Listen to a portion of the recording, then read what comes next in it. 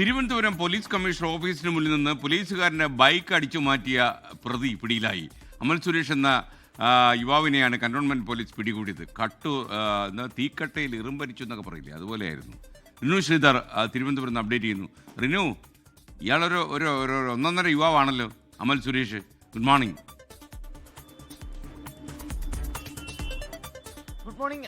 S K N സൂചിപ്പിച്ചതുപോലെ തന്നെ തീക്കട്ടയിൽ ഉറുമ്പരിക്കുന്ന ഒരു കാഴ്ചയാണ് നമ്മൾ കണ്ടത്. കഴിഞ്ഞ ദിവസം തിരുവനന്തപുരം സിറ്റി പോലീസ് കമ്മീഷണർ ഓഫീസിന് ഉള്ളിൽ നിന്നാണ് ഈ ബൈക്ക് മോഷണം പോയത്. അതും ആദ്യമായി പോലീസ് സ്റ്റേഷനിൽ ജോലിക്കെത്തിയ ഒരു പോലീസുകാരൻ, അദ്ദേഹത്തിന്റെ ബൈക്കാണ് മോഷണം പോയത്. തുടർന്ന് കന്റോൺമെന്റ് പോലീസ് കേസെടുക്കുകയും അന്വേഷണം ആരംഭിക്കുകയും ചെയ്തു. ഇന്നലെ രാത്രിയോട് കൂടിയാണ് തിരുവനന്തപുരം മാനവീയത്ത് നിന്ന് ആ കള്ളനെ പിടികൂടിയത്. അമൽ സുരേഷ് എന്ന് പറയുന്ന പൂജപ്പുര സ്വദേശിയായിട്ടുള്ള യുവാവ്, ആ യുവാവിനെയാണ് പോലീസ് കസ്റ്റഡിയിൽ എടുത്തിരിക്കുന്നത്. ഇന്നിപ്പോൾ കോടതിയിൽ ഹാജരാക്കുമെന്നുള്ള വിവരമാണ് ലഭിക്കുന്നത്.